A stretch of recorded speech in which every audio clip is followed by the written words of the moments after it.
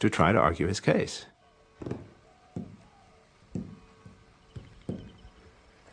I decided to stand openly alone on the theatre of the world, to bear witness to the sober truth. I believe that good philosophers, like eagles, fly alone, not in flocks, like starlings.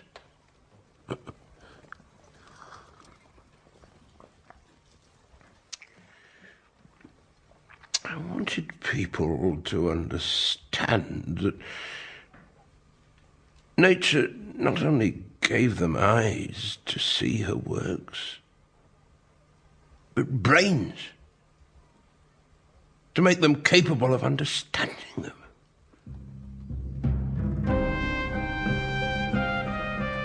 Galileo journeyed to Rome in the winter of 1616. As a member of the Medici court, he became a guest of the Tuscan ambassador at the palatial Villa Medici. Perched on a hill overlooking the city, from his balcony, Galileo could see the domes of the Vatican as he eagerly awaited his meeting with the Inquisitor, Cardinal Bellarmine. Galileo tended to overestimate his own powers of persuasion. He thought that if he could go down to Rome and talk to some of the hierarchy, he could easily persuade them to remain open on the question of, was the earth moving or was the earth fixed? Theologians listened as Galileo confidently made the case for Copernicus. Galileo is fully committed to the Copernican theory, and we mustn't see the church there as a monolith. I mean, he goes to see bishops and cardinals and theologians, and he argues his case, of course, very passionately. However, the Medici ambassador to the Vatican is writing home, listen, Galileo needs to be calm, to shut up, and not go around, arguing his case so much. In his letter, the ambassador worried that the Medici family might be drawn into an ugly controversy. Galileo is passionately involved in this fight of his, and he may well get himself in serious trouble, along with anyone who supports his views. This business is not a joke, and the man is staying here under our protection. He thought he could convince the more open-minded theologians in Rome of the merits of the Copernican doctrine. He thought also that he could convince them that the matter of astronomy was not a matter for theologians in the first place. And so even though he must have acutely known the powers and the dangers of opposing the Inquisition, he evidently thought his own powers of persuasion were such that he could bring them around to his view. But as he began talking up the Copernican system, he also raised alarm signals, and the conservatives in the Catholic Church decided that something had to be done. Galileo actually welcomed the chance to make his case to Cardinal Bellarmine. He had heard that Bellarmine had an interest in astronomy and was fascinated by the telescope. Bellarmine himself, who began interested in science, as he progressed in science, realized that there were a number of aspects to scientific discovery that threatened orthodoxy as he saw it, and realized that science might interfere with his theology, and decided at that point to shut down his scientific investigations. And he made a personal choice to opt for piety rather than scientific curiosity, which never, I think, is a completely satisfactory solution. And it may explain some of his virulence in going after what he perceives as scientific heresy. The pious Cardinal Bellarmine had countenanced burning men alive, but he was ethereal and unworldly.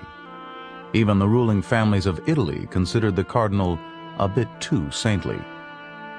For Galileo, counting on the influence of his Medici patrons, the cardinal's incorruptible piety was not good news. But Galileo never even had a chance to persuade Bellarmine. 3 days before his planned meeting with the cardinal, the Holy Office of the Inquisition met at the Collegio Romano to vote on the theories of Copernicus. The theologians get involved, and they're giving their professional opinion about this matter. And that professional opinion is that the proposition that the sun is the center of the world and that the earth is going around the sun are propositions that are, in view of the scriptures, heretical. The vote was 11-0. The hypothesis that the earth moved was foolish and absurd. The belief that the sun was the center of the world was a matter of formal heresy. Cardinal Bellarmine would use his meeting with Galileo to deliver the edict. Galileo will be told formally not to hold and defend the Copernican position. And what's more, in the decision it is stated that should Galileo refuse this order, he will be silenced. Galileo is forced to turn his back on Copernicus, whose work is added to the index of prohibited books.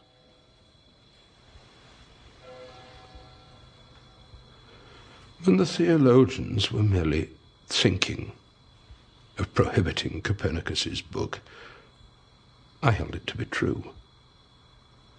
Then those learned gentlemen actually did prohibit the work, declaring its opinions to be false and contrary to Scripture, knowing, as I do, that it always behooves us to accept the decisions of the authorities, guided as they are by a higher insight than my humble brain could ever attain to. I declared my former defense to be merely a poetical conceit, a dream, a fancy of my own, a mere chimera.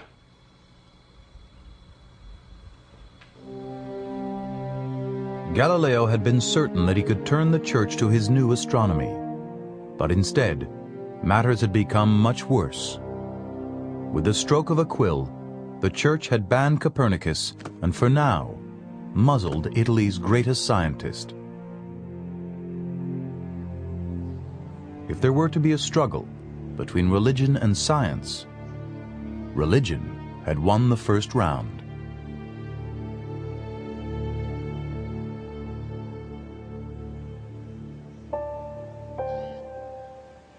Only months after Galileo's collision with the church, his oldest daughter embraced one of its most ancient rituals.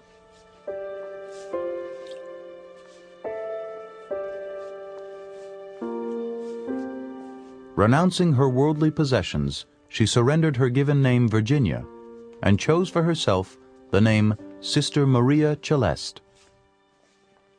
By tradition, a name whispered to her by God. Vuoi consacrarti solennemente come sposa al nostro Signore Gesù Cristo? Sì, lo voglio. I think she chose her name for him, Maria Celeste, because he was so interested in the stars. Of course, it's not an out-of-the-realm name for a nun. It could be chosen completely in a religious context and would still make sense. But she was so clever that I feel certain that that was her intent. Questa tua serva, sorella nostra.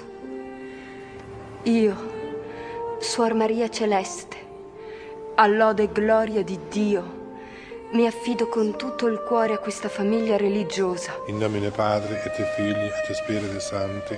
Amen.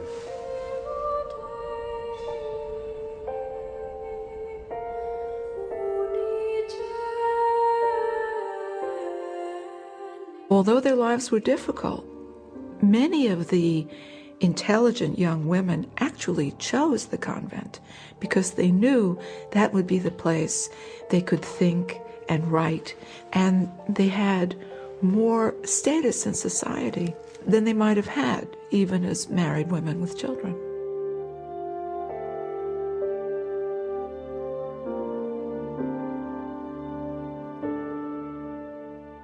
Galileo was a good Catholic, so he had no interest in fighting the church. What he was about from the very beginning of his public support of Copernicus was to bring the church to an understanding of the theory and of the theory's complete lack of threat to the church. If the church struck a defensive posture about something that looked like it had a very good chance of being true in fact, the church would face embarrassment. Galileo vented his frustration in outspoken letters to close friends and supporters. To ban Copernicus, when his doctrine is daily reinforced with many new observations, seems, in my judgment, to be a contravention of the truth, hiding and suppressing her when she's most clearly and plainly revealed. Despite the advances of Copernicus, within his theory are couched mystery so sublime and concepts so profound that hundreds and hundreds of the most acute minds have still not pierced them.